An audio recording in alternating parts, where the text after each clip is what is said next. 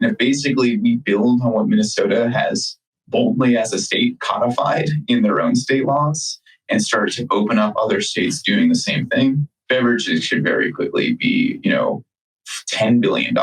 They could be $40 billion in a couple of years and be competing with the rest of the industry.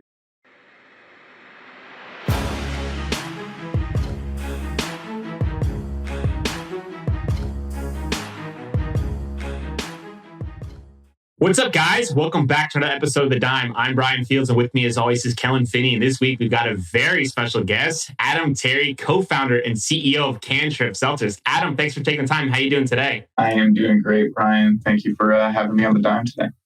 We're excited to dive in. Kellen, how are you doing? I'm doing really well. Really excited to talk to Adam, learn a little bit more about Cannabis Beverages.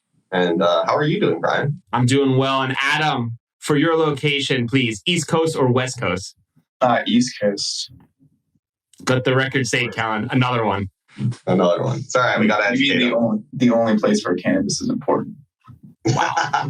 we're That's a bold statement. I like it. Coming out firing. Certainly clipping that. So, Adam, for our listeners that are unfamiliar about you, can you give a little background about yourself? Yeah. So I've been in the cannabis industry since early 2015. I have a background in engineering and product design, and it's basically been my whole career post-college, focusing on cannabis products. Spent a couple of years extracting a lot of oil in California, and then I've spent more years back on the East Coast in Massachusetts, working with MSOs, designing labs, designing products, and then eventually creating my own product back in mid-2020, and that's where we get to CanTrip. Any hesitations early on to get into cannabis? Was it something you knew you always wanted to be involved with? If you want to go really back in my cannabis career, I started consuming cannabis in high school, and then I joined the pot club at UMass. When I went to UMass Amherst, which had one of the oldest cannabis activist organizations in the country. It was the oldest club on campus at UMass when I was there. And they threw a big festival every year for it. So I always thought that it was going to be something I could never put on my resume. I did not expect to go into cannabis professionally. I wasn't sure where I'd end up professionally. And then I moved to California. And when I was in California, it seemed there was a big need for engineers who were willing to take the risk of going into cannabis. So there really wasn't any hesitation. I just kind of jumped straight into it. Really not that many regrets, other than I probably can't get a job outside cannabis at this point, but we'll see. I don't think I need to, hopefully. When you're going through kind of these product developments, what made you settle on a beverage? That's a funny question, because we were just talking about headset before the recording started. And in 2018 and 2019, I was adamantly against beverages, because as someone who worked for a multi-state operator whose job it was to design everything downstream of the flower, my position was always, there's no way we can fit a beverage facility inside this vertically operated facility. Usually at that time, they were giving us maybe 5% of the total footprint for manufacturing operations, usually something like 500 to 1,000 square feet in some of these smaller MSOs.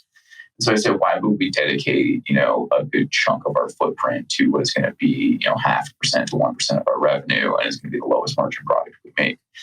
I also went to Colorado that year in 2018, and every beverage I tried was pretty terrible. So I thought there was no way to make a good tasting beverage. And then in 2020, I decided to make a beverage myself at home. And I realized this is not only possible, you can make a great tasting one. And it's really started to unlock for me when I thought about volume versus margin, because the beverage had an opportunity to get repurchasing behavior in a way that I didn't see as possible in edibles. A typical edible pack is 20 servings in Massachusetts, 10 servings in California, Colorado.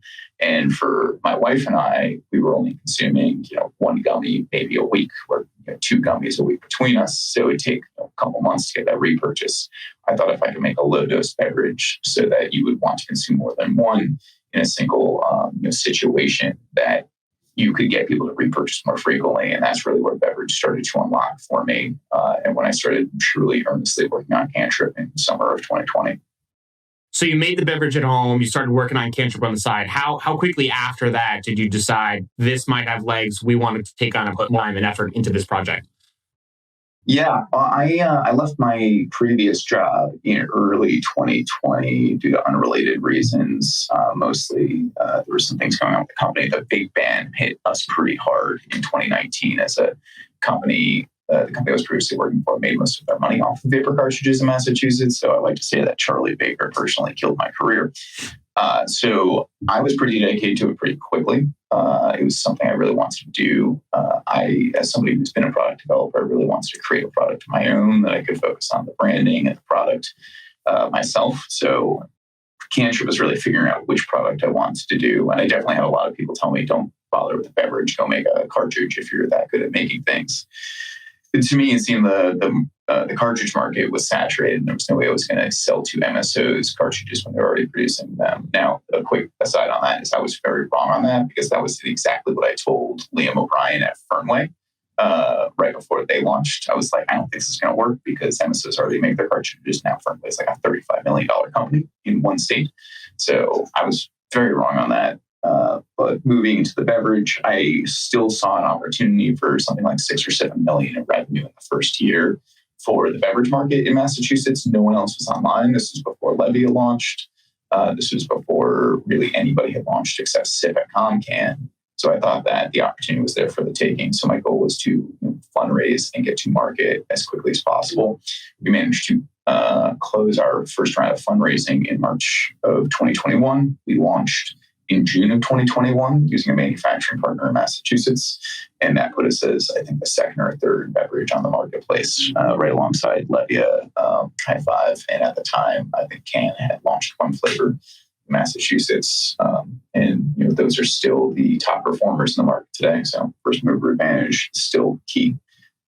You started working as an engineer out in California, manufacturing the ingredients, and then transitioned into product development, and now you're kind of running your own business. What is that transition from like an engineering kind of technical based skill set to kind of more of a business focused mindset? Can you kind of walk us through that transition that you've been going through? Yeah, it's definitely an interesting question. Not everybody in engineering ends up moving into business from the more technical side, but engineering as a discipline really is business with a focus on understanding the science and technical aspects of business. At least that's the way I always viewed it. Certainly, you can get really complicated in the academia of different things within the discipline of chemical engineering or any other type of engineering. But at the end of the day, the way I saw it is that as an engineer, my job was to communicate what are the economics and the effectiveness of our manufacturing processes. And so focusing on things like THC recovery and the extraction process and other KPIs really put me in a position to help communicate to my bosses where we did need to spend money. And as I went further down that rabbit hole, I started to get more involved with the business end of things, and that particularly interested me. As I moved into the product development phase, the first thing you do in product development is you develop your bill of materials and you say, how much is this going to cost me to make roughly? Because you don't really want to make a product if you're not going to be able to make money on it from a retail price point. So I think product development is really when I moved into that area after kind of finishing the lab designs that I did for these MSOs was where the business really sparked for me, because product development is such a cross-functional field. I mean, you really have to be taking in the concept of, what's going to sell from marketing and sales. You have to be driving unit economics. You have to be thinking about capital spend. And so all of that really is what it takes to start a business in many ways. I think I'm a little bit light on the sales and marketing expertise, or at least I was back then. I'm a little bit more versed now. But doing all of that together really put me in a key position to understand how cannabis businesses work, what is necessary to make them work, why they're unique from other businesses. And because I spent my entire career sort of enveloped in that rather than, having moved into it from other industries, I think it put me in a great position to be able to run a cannabis business more than any other type. And so far it's been somewhat successful. And one of the things that you did not share were some of the obstacles that are just unique for cannabis, right? Operating a cannabis business kind of layers on different challenges. So getting started early on with CanTrip, were there unforeseen obstacles when you got started that you hadn't thought about prior that now looking back seem kind of obvious? Certainly. I mean, in many cases, there are things you foresee, but you can't do anything about, I think is a better way to put it. Distribution costs certainly were higher than we anticipated. Having in Massachusetts, there's no third-party distributor model, or at least there wasn't, 3 years ago. We have had logistics come online in Massachusetts, but it's not the same as California, where there's a distribution license type and it's an entire business for many of these people. We really only have a couple full-fledged distributors now in Massachusetts. And even then, it's not the same thing, because in Massachusetts, they can't really buy the product from you wholesale. It's essentially consignment distribution, where they can warehouse it and they can distribute it to people, but you don't get paid for the product until the dispensary pays for it. So that can cause a lot of cash flow issues, but also just the expense and the cost of it. So it's really key to have internal logistics for distribution if you're a manufacturing licensee in Massachusetts. And that, unfortunately, was not something that our first manufacturing partner had in the States. Now, I like to think that we were one of the earliest companies doing the style of manufacturing where we actually provided the equipment and the personnel and the expertise and know-how to set up these manufacturing lines inside somebody else's license, and then worked off sort of a service agreement with them, which at the time our attorney said he hadn't seen elsewhere in the States. So we're one of the early people to really be able to bring a brand that wasn't owned by a manufacturing license into the state. At least, in a small and independent way. And that allowed us to remain a little bit more capital efficient in terms of our raise. It means that we didn't have to overshoot. And, that really helped us get off the ground in a strong way. Where we were, I think BDSA actually had us listed as one of the top 10 retailing beverages in the entire country within 60 days of our launch. That's incredible. Was there any other major differences between like the California market and Massachusetts market?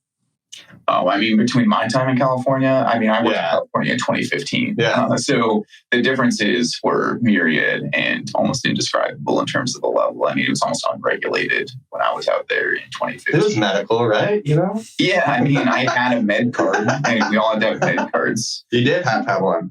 You did. And we were operating within the parameters of the law that existed, which I'm pretty sure the regulations went as far as medical marijuana is now legal and you must have a med card and be a nonprofit. I'm not sure how much else existed. Vapor, I was making largely vapor cartridges out there for a brand that still exists. And there were no, you didn't have to test your product. We still did because, frankly, it's a marketing aspect. If you want to sell your product at the time, it's who's got the highest THC results. And you remember when they brought pesticide tests online for the first time? I actually had already left California when they dictated that, which was a whole thing because actually it happened right after I left. So I still have many friends there who said we had to basically remove everything from our facility, scrub it down, and start over because there was pesticides on everything at the time. So I left California in October 2016. I left the state at the end of that year, but I left that job in October. So right before the election happened and Prop 64 passed. Part of the reason I left is because I was looking at the regulations. I was looking at the facility I was working, and I said, there's no way this company ever meets these regulations. And I believe they do at this point in time. But I think I was still largely right. Almost nobody met the regulations when they actually went into effect. And so it took years for them to start even actually trying to enforce these things because there was no BioTrack then in California. There was no metric.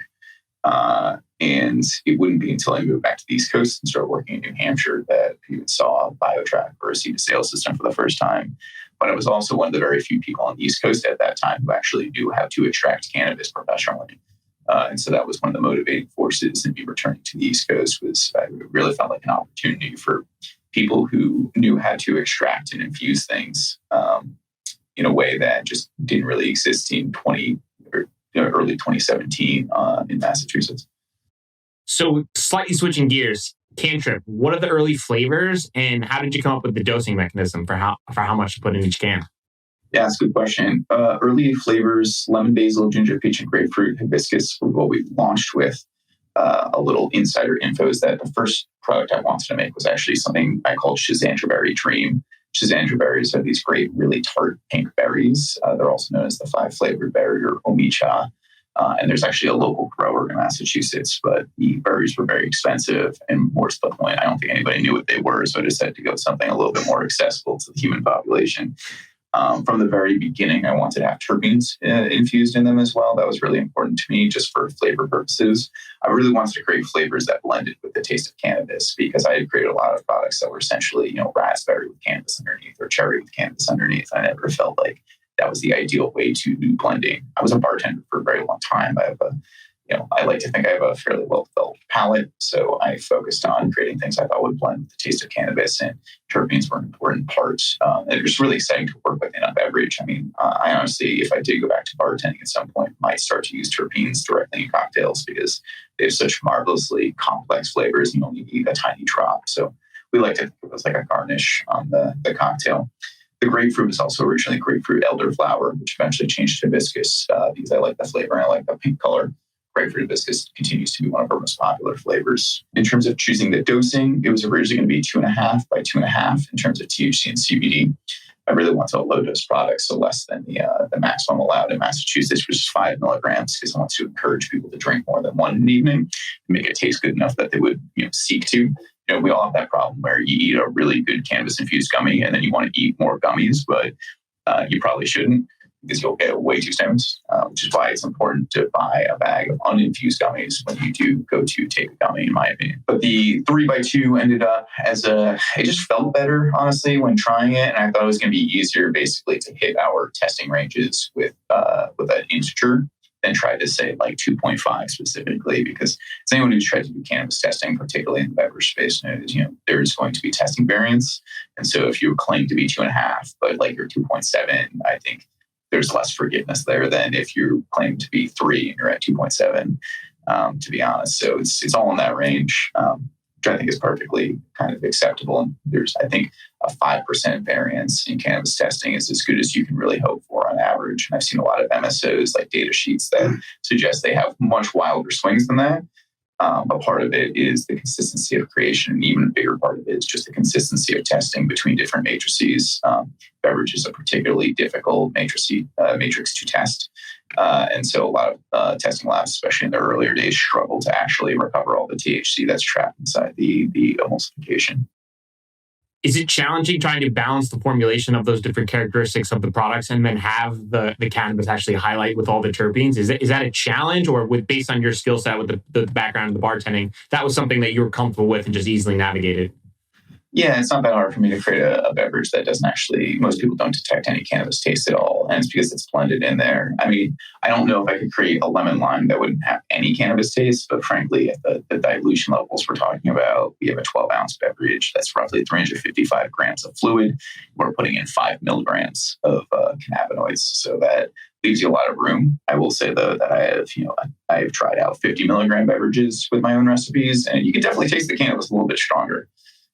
But some people still don't really notice that. Some people have a really willful blindness when it comes to cannabis flavor.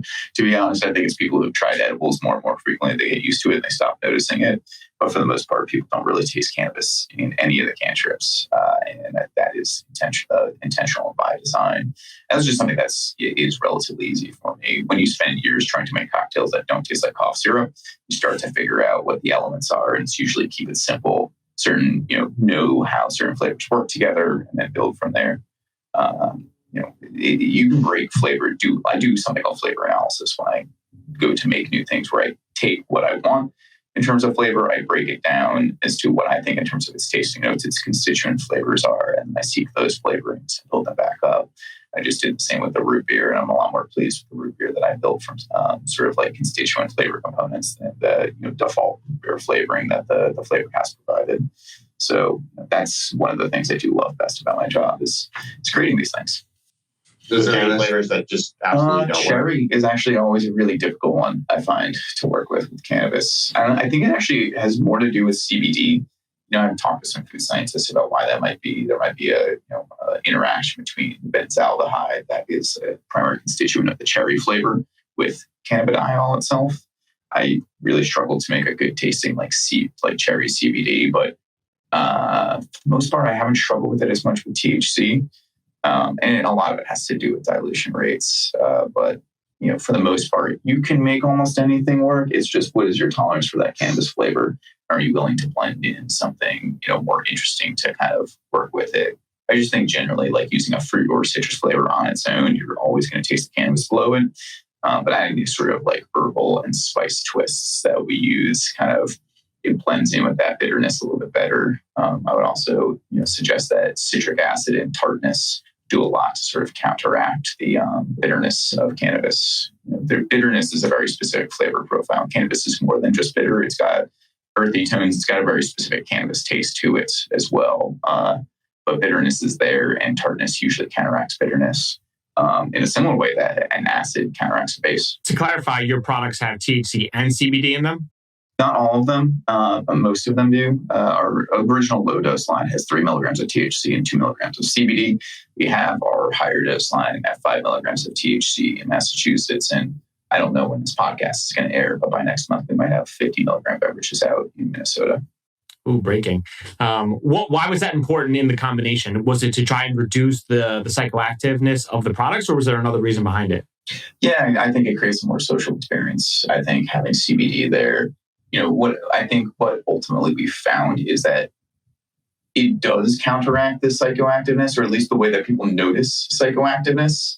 And that has actually in some ways been a detriment, because people will be high and not think that they're high. This has happened with my mother-in-law, who drank one and said, I didn't feel anything, but I also never heard her stop talking for 3 hours at a time. So I'm absolutely certain it worked. And so there is definitely like less of a THC forward effect when you add that CBD, which is why for the 5 milligrams, we chose to not put additional CBD in there. And we get pretty good feedback on it. But overall, the CBD, at least from a personal standpoint, I find it a lot easier to continue to hang out with people when I have some CBD in my system. I also am a big proponent of using CBD along with THC, because I think THC works better. I also just think CBD for me doesn't have much impact unless there's THC with it. Do you experiment with any other cannabinoids? I'm experimenting with some for a line I'm working on that should come out next year. Definitely. What's the biggest challenge with working with those minors? Is it the price, or is it just the different chemistry associated with it? Yeah, I haven't even gotten into like full pricing yet, but that's almost certainly going to. I haven't found like significantly different chemistry between cannabinoids when it comes to flavors so far in several years of working with them. I was doing a different consulting project with CBG relatively recently, and I didn't notice any material impact of using a different cannabinoid. I mean, they're pretty close, like chemically speaking, and while minor, like small changes can create big effects, they don't always. And so, so far I haven't found any cannabinoid that is like particularly thorny to work with. So when your mother-in-law mentions to you that she's not really sure if she's feeling it, that's one of the bigger challenges, right? In the low dose beverages, is that people are assuming one thing and then they experience it. And while they might be feeling it, they're unsure if they are. So how do you have that conversation to make her feel comfortable so that others that are not your mother-in-law can experiment and then continue to buy your product? I honestly don't have a good answer to that. If I did, I'd probably sell a lot more CanTrip. The fact is, like, I think we see in Massachusetts, we had our theory of the case, which said go with the low dose. I think that is validated by the biggest cannabis beverage company in the world right now, is Can, who primarily started out on these microdoses. I don't think that held in Massachusetts. Levia is still the biggest player here in the state. They only make 5 milligram beverages. And we see that as soon as we launched our first 5 milligram beverages, they started outperforming the low dose immediately. I think people want to feel like they're high. The same way if you drank beer and you didn't feel like you were getting drunk, you say something was off. Yeah. And honestly, it's, as much as it's frustrating, because I do know that if someone drank the second CanTrip, they'd probably start feeling more stoned. These things are still pretty expensive overall at retail. You're talking $5 to $7 a can. So people want to feel something off more. And I think the 5 milligram dosing profile has been largely more successful in the state than the low dosing profile. And we may have to make adjustments in the future to account for that. I don't disagree, Adam, on that. But if someone has one beer and they don't feel anything, their natural inclination is to drink a second beer, which I think is where we want people to be with the low dose beverages. But people, you can go buy 3.2 beer, right? Which is lower alcohol concentration than normal beer. People don't buy 3.2 beer. They buy regular beer that has 2% more alcohol in it because they know that they're, you know what I mean? Like, people aren't going to buy the 3.2 beer. So I think that with beer, it's a psychological difference, right? Like, you already know that if you drink 4 beers, you're going to get drunk. That first one just didn't kick in fast enough. And like when you're young, you drink a couple beers, it's a completely different situation. But by the time you're like in your mid-20s and you've done it, been around the rodeo a couple times, it's a psychologically different experience. And I think with cannabis, because there is the prohibition, you're seeing this massive other difference, in my opinion.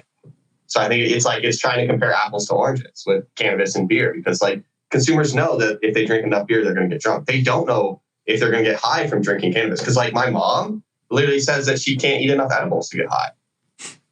And she just doesn't eat edibles. That is its own problem that, CanTrip faces as well, which is just some people have incredibly high thresholds or, infinite threshold. There's some people that just don't get high on edibles. But I think that's exactly right, Colin. And I think the other part of it is you buy a beer at a liquor store and it's going to cost you like $2 to $3 a can at the end of the day. And CanTrip is going to cost, most places are $5 for a lower dose and $7 for the higher dose.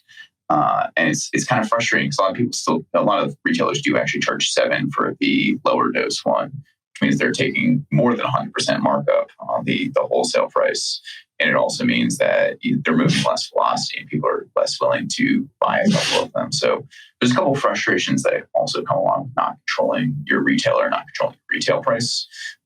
We thought we could affect that through wholesale pricing, and it just really didn't move in the way that we wanted. But its scale, its points of distribution, all of those things kind of make it so that beverage is going to continue to be a really tough market in any of the regulated marijuana states until things significantly change. And I'm glad CanTrip went in when it did, because I said this when I was actually fundraising. If I can't get this online in 2021, we're not doing this, because that was, I think, still the last good opportunity to get online for beverages in Massachusetts.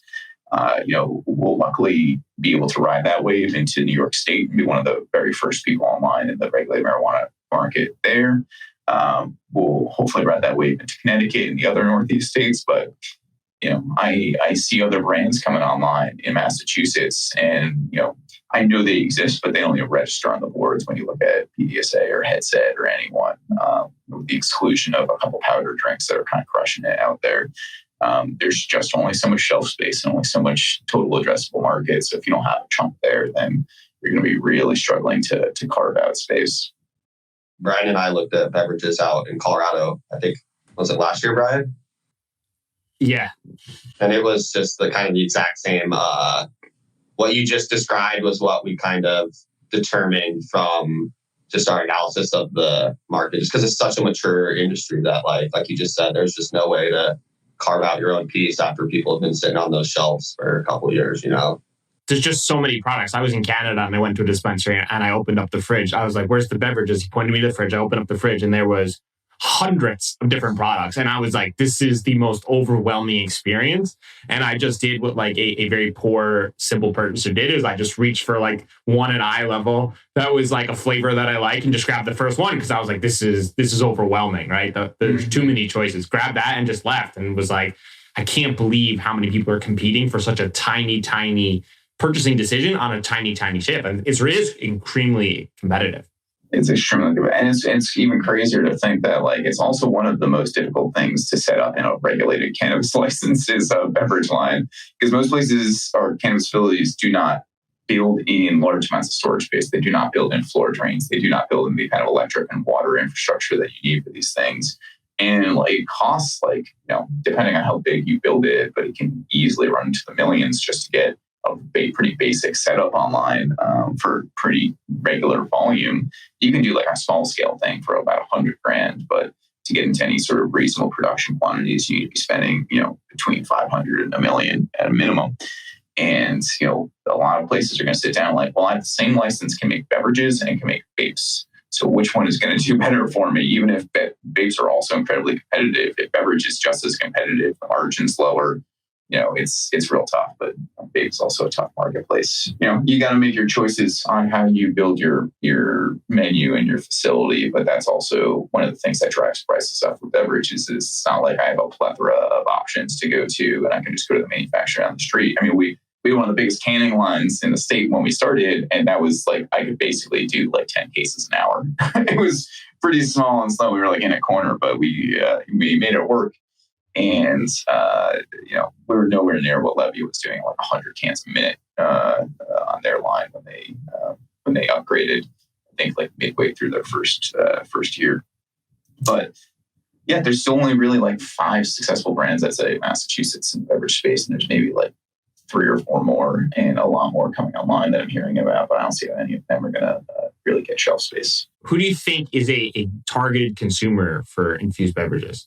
Definitely, what we're finding is that it is a lot of people's gateway in. And Boris Jordan actually said this, I think, at Fencing It back in April, which I thought was a pretty keen insight from a man who has said some pretty wild things about beverage thereafter. But he said that people are coming in through more highly formulated products, and beverage is nothing if not one of the most highly formulated products in the cannabis space. I think that's right. It's a familiar format for people. I think overall 5 milligrams in a beverage does hit different than 5 milligrams in a regular edible, and I think it hits like softer. I think it can be as or more bioavailable, but it seems to hit differently where it doesn't like impact people as much. And this is from an array of beverages I've had with multiple infusion technologies, including my own. I find that it's generally something like a 10 to 15 minute up, peak at around 30 minutes, and then offset between 60 and 90 minutes, even at the 5 milligram range. Sometimes it'll last a bit longer. I think that can depend on how much makes it into your liver or not. But for the most part, it seems to be a softer high. So I can drink multiple 5 milligram beverages in a day and get pretty stoned, but feel pretty fine. Whereas if I eat multiple 5 milligram gummies in a day, I'm really going to get that that hydroxy 11 THC effect. That's going to make me way too stoned.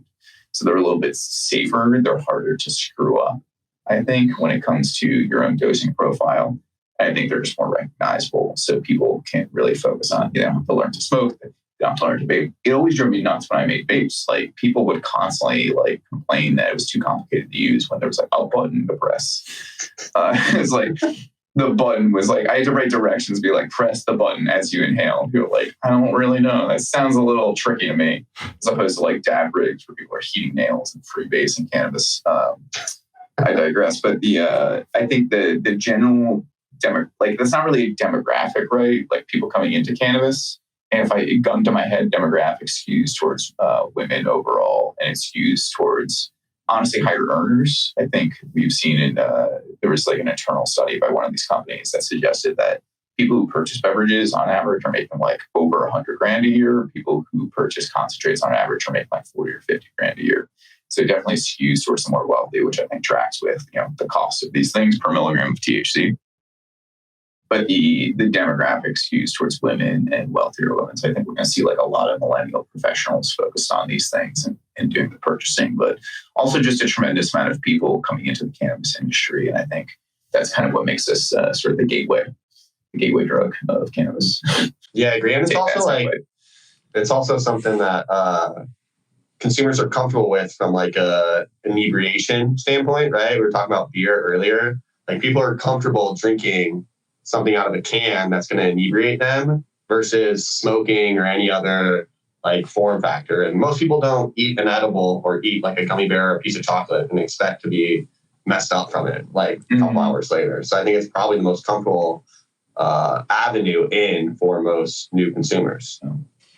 I mean, honestly, I don't know if this is the next topic, but this for me is the segue as to why beverages are going to continue to struggle so long as they're contained with only within dispensaries. And I think for me, it's a lot because people who might try a beverage aren't necessarily showing up to the weed store in the first place. These dispensaries really limit who's coming to get things. And it's a lot harder to sell a 5 milligram beverage to somebody who's already buying joints and dabs than it is to sell a 5 milligram beverage to somebody who might be just picking up groceries or Bud Light for the weekend. And so Minnesota has really represented an interesting opportunity for the beverage market. And you've seen players, including CanTrip, rush in there because the points of distribution are so much broader. And pretty immediately, stores are taking this on. We're seeing massive growth inside. There's just a gold rush going on in Minnesota right now for cannabis beverages. You want to educate our listeners to what's going on in Minnesota that's different than Massachusetts? Yeah. So the key to Minnesota in terms of the legal difference is that Minnesota has legalized Delta-9 THC, the same molecule that is typically of interest in regulated marijuana markets, but derived from hemp. And the distinction between hemp and marijuana, as far as I can tell, is simply a legal distinction, having nothing to do with the actual, component genetics of the plant, other than hemp is considered anything that is grown under the hemp program, so compliant with the 2018 U.S. Farm Bill, and also having less than 0.3% of Delta-9 THC, both when it's grown and then when it's sold to a consumer. There may be nuances within there too, but essentially, if you grow hemp, you have to get rid of it if it's over 0.3% Delta-9 THC. And you can continue to process it from there if you do. I think you get some remediation options too. I'm not that familiar with the ins and outs. But at the end of the day, now there's a program where if you can get the THC derived from hemp inside Minnesota, then you can manufacture. You don't need a special license that takes 2-3 years to get, and a Fort Knox level security system to make it. And the only two real limitations are it must be still less than 0.3% Delta-9 THC, so compliant with the Farm Bill. That's checked off pretty easily by most beverages, because most beverages are in the 1/1000% range, or 1/100th when it comes to actual biomass. And then the other limitation in Minnesota is that you get up to 5 milligrams per serving or 50 milligrams per container. So those are the two matrices that you get to play by. The regulations are otherwise pretty light in Minnesota, and what that has allowed is a pretty thriving market. So instead of, there's about 1,000 breweries in Minnesota. Minnesota's a home, like a hub for manufacturing brew and distillery equipment. It's actually where I got all of the equipment for my other business, which is distillery. All of these beverage lines can now be used for cannabis, which means they have a lot more options, which means you can get more competitive pricing, which means pricing can go down. You can also have traditional distribution. So somebody who doesn't need to spend years waiting for a license can distribute these products across the state. And so we have basically a normal 3-tiered system. As Brian, you have noted numerous times, not only in this call, but on Twitter over and over again, there's a lot of challenges in cannabis, which is why you should download the Dime playbook. It's CPG on its own is one of the most difficult businesses there is out there. You're paying real money to make a physical product that needs to be moved to a place and sold to a consumer. When you add the cannabis challenges, everything gets that much more difficult. This is why you don't see beverages below $7 for 5 milligrams in Massachusetts unless they're on sale or in bulk pricing.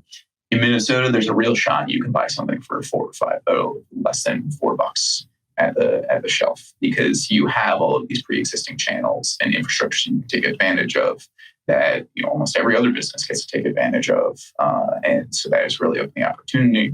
And more importantly, a lot more people are going to be exposed to your product because you can sell it in grocery stores, liquor stores, restaurants. There's really no limitation on where you can sell it as long as the municipality hasn't banned it. You must be 21 years old to buy it, so you must still card people. But there's also some gray area, it looks like, when it comes to liquor stores themselves. Because in Minnesota, this is one of the strangest laws I've ever heard about a liquor store. In Minnesota, there's a list of things you're allowed to sell at a liquor store, which is unlike, I think, every other state where there's a list of things you can't sell at a liquor store. And cannabis is not technically on the list of things you can sell in a liquor store in Minnesota, but I think there's some gray area because you consider it a soda, you consider it other things. I don't know. The attorneys out there are honestly still kind of figuring this all out, and so is the state has. But for the moment, it's pretty lightly regulated. There will probably be more regulations in the future, but it has created this huge opportunity for beverages. And CanTrip was one of the first, if not the first, cannabis beverage that is also in a regulated marijuana market out there. Can is also out there as well. And then almost every brewery seems to be coming up with a THC beverage now, which is interesting because I'll be back out there next week and get to try a few more of them. But most of them I have tried have not been stellar. A lot of people are not so used to working with cannabis in a beverage, and it's not the easiest thing to create a taste for. So I think people are trying to figure that out right now, and that's left a lot of opportunity for people who've kind of sorted all of their stuff out already. I mean, pretty incredible. It can be just sitting there next to like a Bud Light or a Budweiser or Michelob Ultra, or whatever you want to call it. Yeah, I mean, it was great to go to a bar and purchase my product at a bar. Interestingly enough, too, like the early days of California, there's some amount of self-regulation that seems to be happening.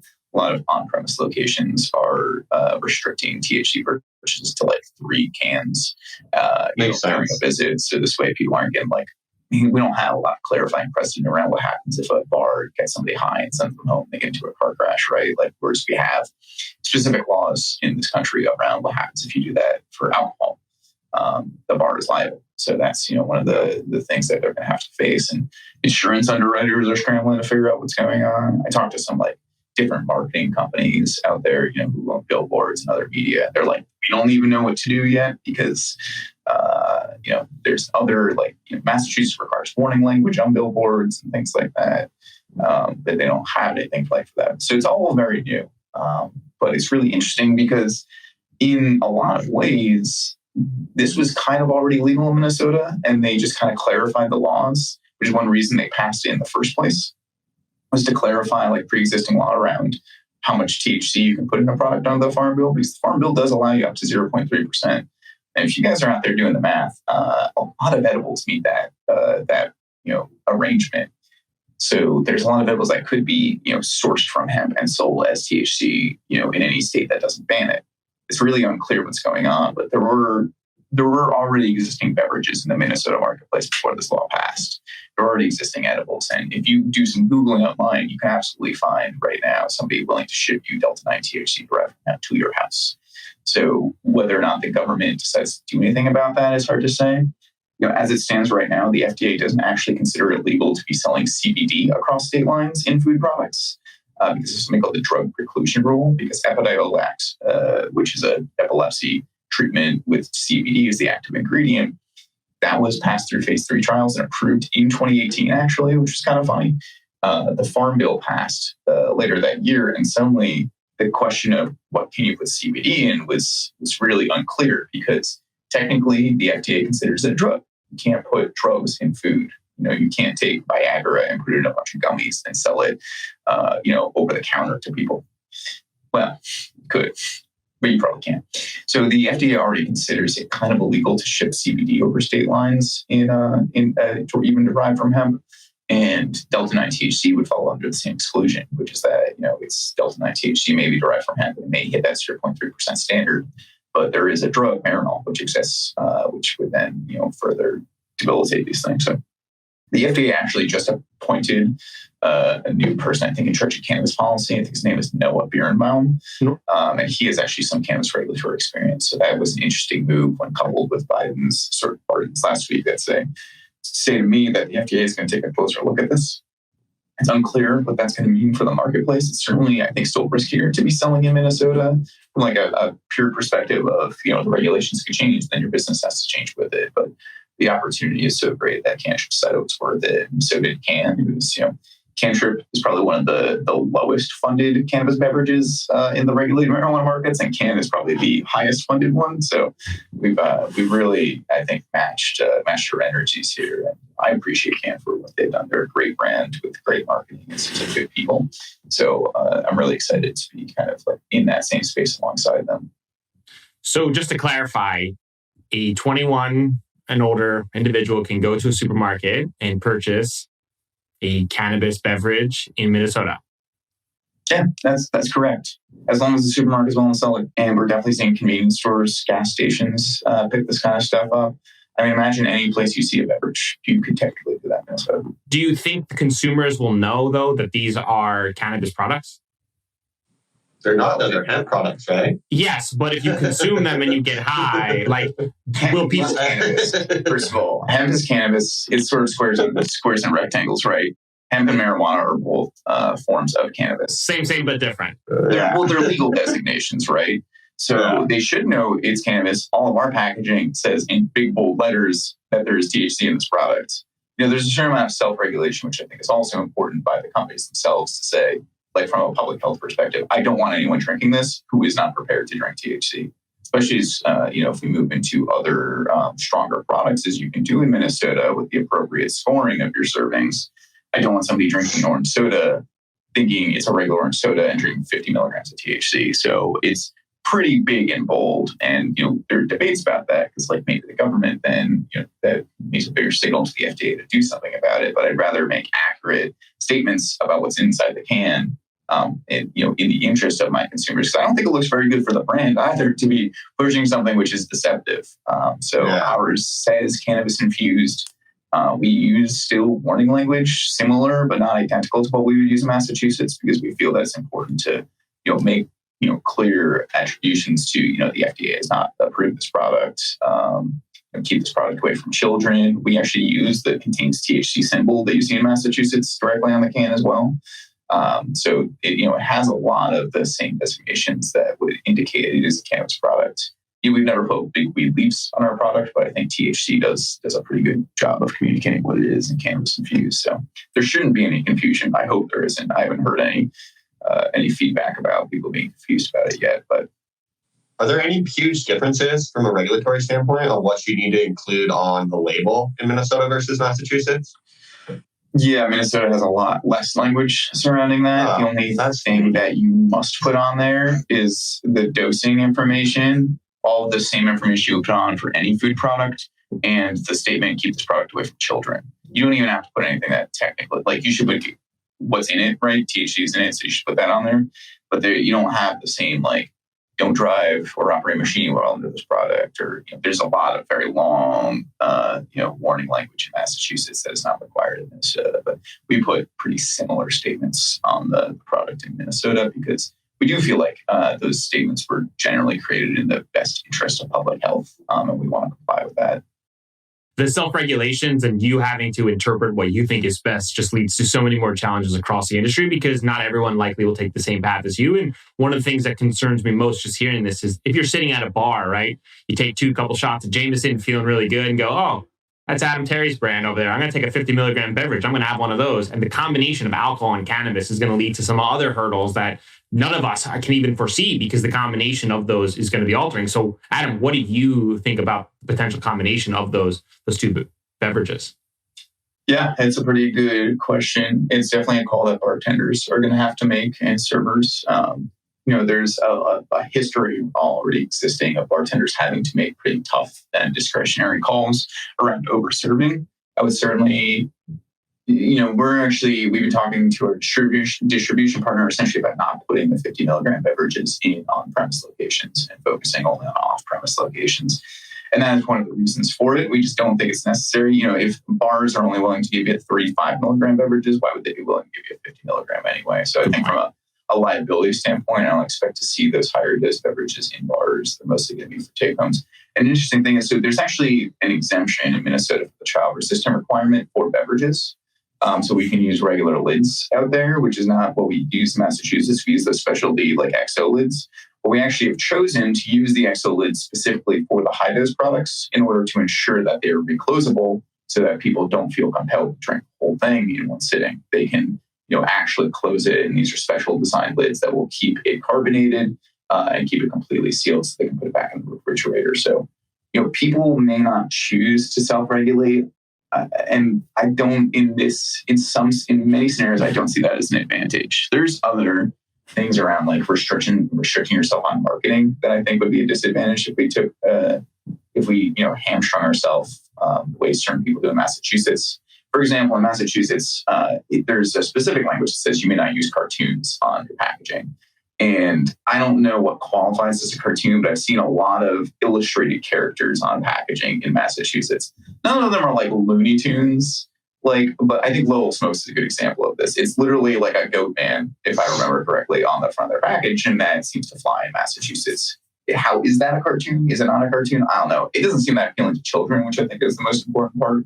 I think it's probably terrifying to children, to be honest. But what is a cartoon? Like, can I put how far in a human depiction can I go on a label before I have crossed that step? And what is the enforcement mechanism? So, like those types of things I would fear, but I'm not gonna. There are certain restrictions, man. So you can't on a label make something that is deceptively close to a non-cannabis product or like a well-known product. So I couldn't make something that looked really close to Coca-Cola. Another interesting point of non-regulation is that Fireball, the brand, has a brand of gummies in the THC cannabis space, which is literally the same as a non-cannabis brand, and they just sell it. I've never seen an enforcement action against them. The product's probably pretty good, but I just wouldn't think it would be allowed to use I wouldn't think Coca-Cola could show up to Massachusetts, make a Coca-Cola infused beverage, put their normal branding on it, and I don't think the CCC would allow that. I guess Fireball's small enough that they get away with it. But, those kind of challenges, I see it as an advantage to self-regulate. The testing regulations in Minnesota say you can't have more than trace amounts of mycotoxins and a couple other microbial points, but it does not define what trace amounts are. So we have to define what trace amounts are. In our beverages, they're all non-detectable amounts because it's actually pretty easy to make a clean beverage if you know what you're doing. But regulating on the cannabinoid amounts, regulating on how batching is done, those are not super well defined in the Minnesota regulations. And so by being good actors and providing that information to our consumers, we build a brand of trust.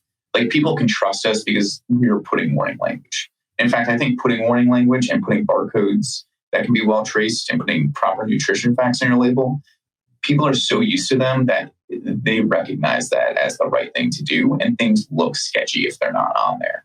So I think we actually look better by putting all that warning language on.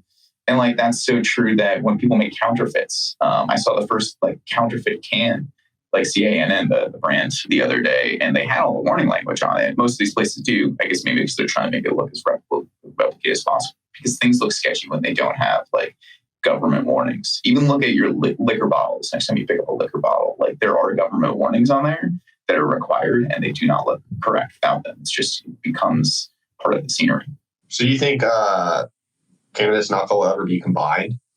We were talking about them separate, and also, can you combine them in Minnesota based on the current regulations? That's a good question. I don't think so.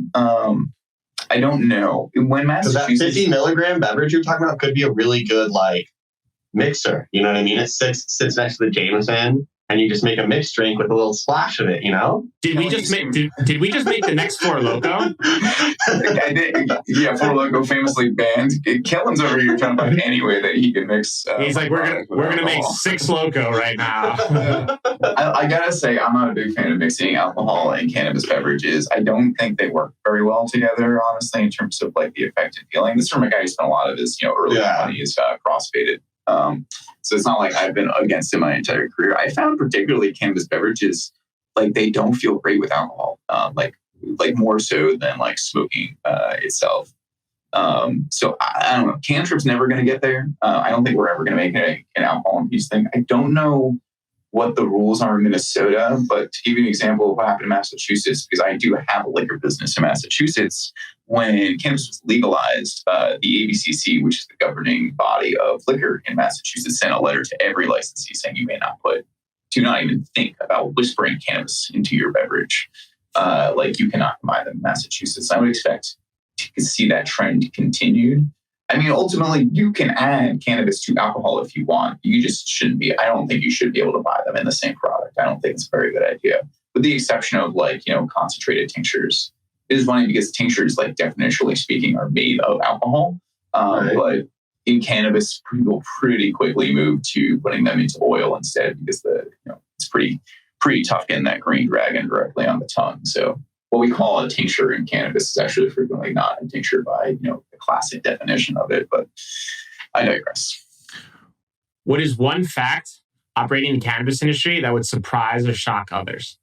Demand is not as good as you think it is. You don't have a guaranteed demand for the product going into it. You're still as competitive in marketing. And overall, because of the restrictions on distribution and manufacturing, the demand is lower than it really should be. Cannabis demand in Massachusetts is roughly 1.2 billion last year. I think if you had this stuff, at least I think edibles and beverages broadly, if you made those freely available in liquor stores, much akin to you have in Minnesota, and then restricted, I think cannabis, flower, and concentrates. Basically anything that's more potent. You're basically 70% of cannabis sales right now. So vapes, concentrates, flower.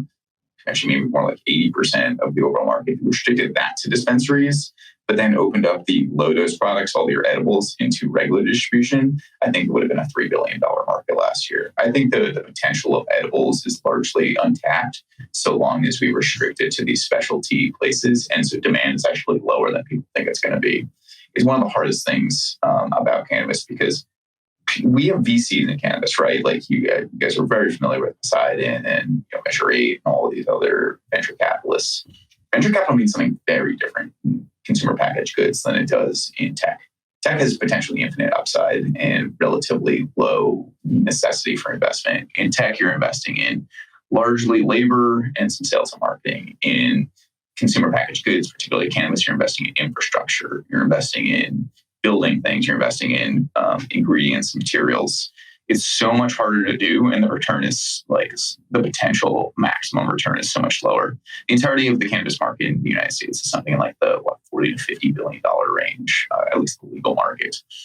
You could, I think, open that up to 200, 300 billion pretty easily if you were to open up these edibles into more broad distribution points, because people will just not go to the weed store.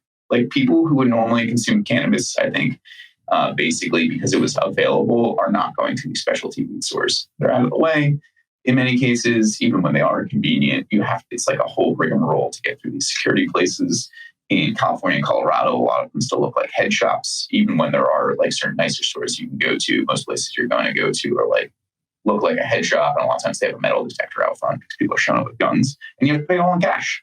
All of these things make it like a blaring signal in most people's subconscious that cannabis is still illegal. It's still something you should engage in. It's still sketchy. Until we, as a country, wake up and start putting things where they belong.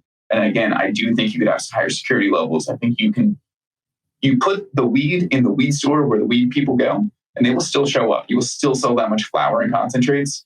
But if you can open up these lower dose products that primarily it's not really your flower consumers and your more traditional consumers going to, you would see demand skyrocket. And that is really the biggest misunderstanding people have about cannabis. It's not you just go in and demand is there. I've seen people inside cannabis who've been doing it for a few years make that mistake too, particularly those who are used to limited license states. Early days in Massachusetts, it was if you can get a product out to market, you could sell it. When I was a product developer for an MSO, I never had a quote unquote failed product because anything I could get to market would sell. But that did not apply when we tried to do some of those same products in California and Colorado. And so if you are out there thinking your demand just exists, it does not. You have to do it, and you have to do it right. And sorry, quick aside, because I know I've been going very long on this question. I had a guy reach out to me who said he wants to start a cannabis beverage business in New York, and that he has like some people that he knew in distribution. And I had to basically call this guy and be like, do not attempt to do this thing that you're about to do, because you don't even know that. Like he alluded to something indicating to me that he is like, I think there's like more regulations around the cannabis business than other businesses. And I was like, stop. You need to do a lot more research before you attempt to do this thing. Because he thought like there's going to be a lot of demand there. I know how to make a beverage and distribute it. I got this great food scientist, but he hadn't even read the regulation, like realized it's just not even in the same world. Like it is a completely different world. Unless you have somebody who lives and breathes it, you will not be successful. So, shout out to people who read the playbook. Hire people who have cannabis experience to start to run your business. If you're out there and you're like, I'm just going to do it and we're going to figure it out as we go, you have a much higher failure rate. So bring at least one person on your team who's been doing this for a while. There's a lot of us out there now. This industry is getting a little bit older. There's people who have, entire careers in cannabis. So hire them. I got shamed for that statement, that having someone with cannabis experience on your team is helpful, and I got shamed. I think I saw that thread. But hey, shout out to everyone who took that advice, and shout out to everyone who didn't take that advice and certainly wishes they did, because it's hard. It's hard. So Adam, before we do predictions, we ask all of our guests, if you could sum up your experience in a main takeaway or lesson learned to pass on to the next generation, what would it be? I mean, pick people you want to work with. If you're going to spend your time, especially if you're an entrepreneur out there and you're thinking of starting a business and you're picking, your co-founders, your first team members, CanTrip has a wonderful team full of people that are, I always think to myself, these other people who are on my team, these are the people who care about CanTrip in the world the absolute most. And if anyone's on your team, at least at the executive or founding level, that is not all in with what you're doing, it's going to be painful. So, pick your partners carefully, pick your, the people who work for you carefully. People still drive everything. Everything is soft skills at the end of the day. You can be technically inclined to the ends of the earth, and you will get nowhere in your career if you can't work with people. And so ultimately, develop your soft skills, develop your leadership skills, and pick who you want to work with, because you're going to spend 40 hours plus a week doing this. So you may as well like what you're doing and who you're working with. Well said. All right, prediction time. Adam, at the Benzinga conference, Boris Jordan said, 5 to 10 years out, I think cannabis beverages will represent 50% of the industry. Adam, what needs to change for us to get to beverages being 50% of the cannabis industry? Thank you for framing it that way, because whether or not I think that's going to happen and how what we would have to do to get there are two completely different things. Completely. I want to know what Boris knows that I don't, because probably a lot. Probably a lot, if we're going to be honest. Okay, that is true. Okay, I meant about a couple specific things. Boris Jordan is a smart guy who knows a lot of things. Cureleaf is a massive organization. They've been very successful in a lot of things they've done.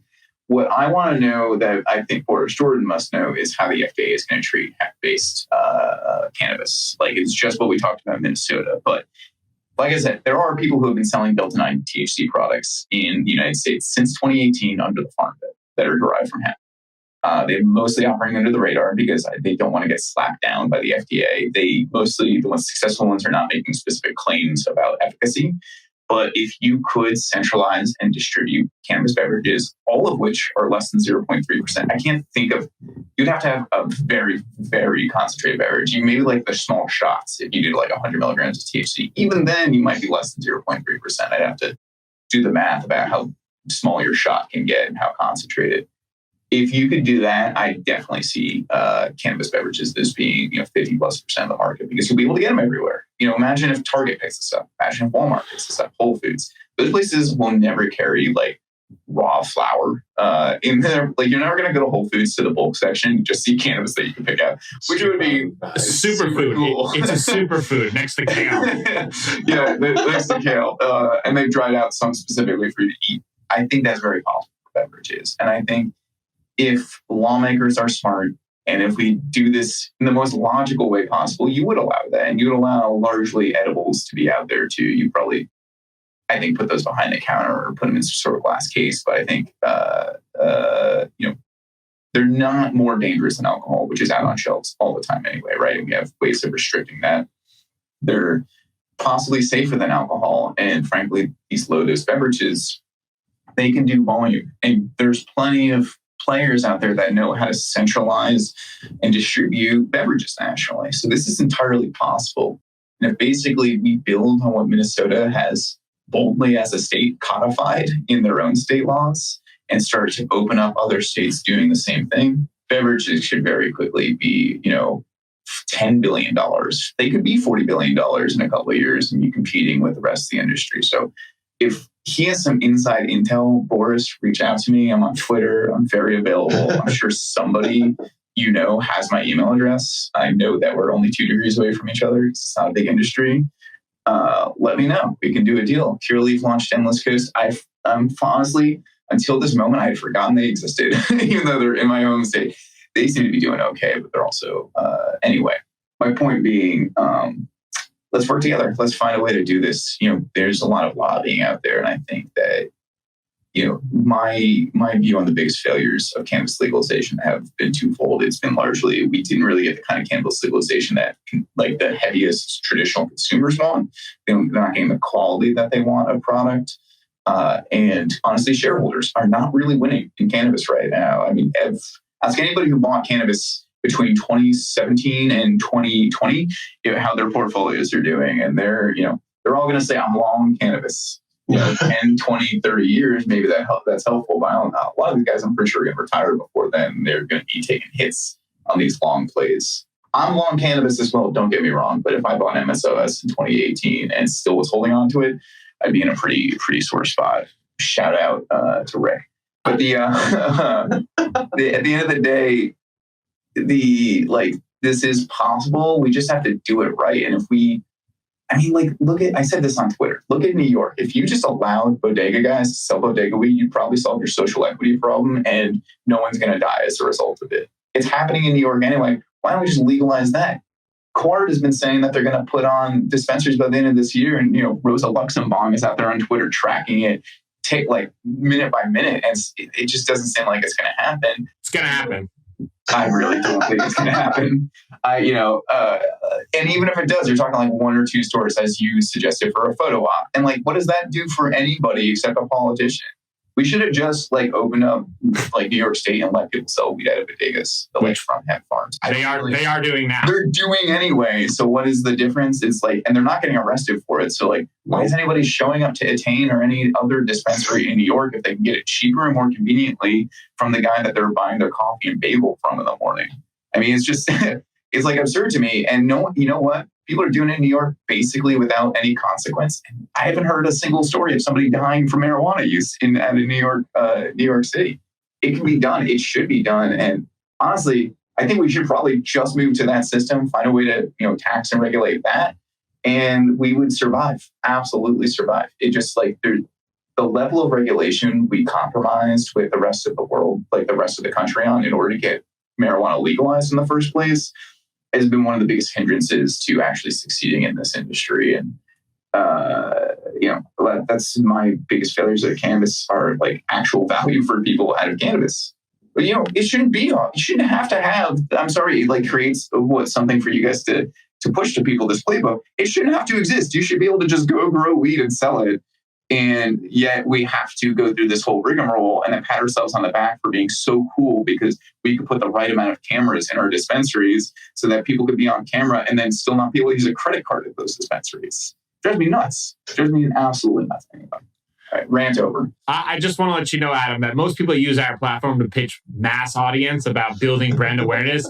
You took this opportunity to go singularly focus on Boris Jordan, the chairman of Cureleaf, which I commend you, right? Like, I have not got confirmation that he listens to this podcast, but I'll make sure to tag all of his friends here. So a big shout out to you on that one. Kellen, do you want to take a shot at how cannabis beverages would become 50% of the market?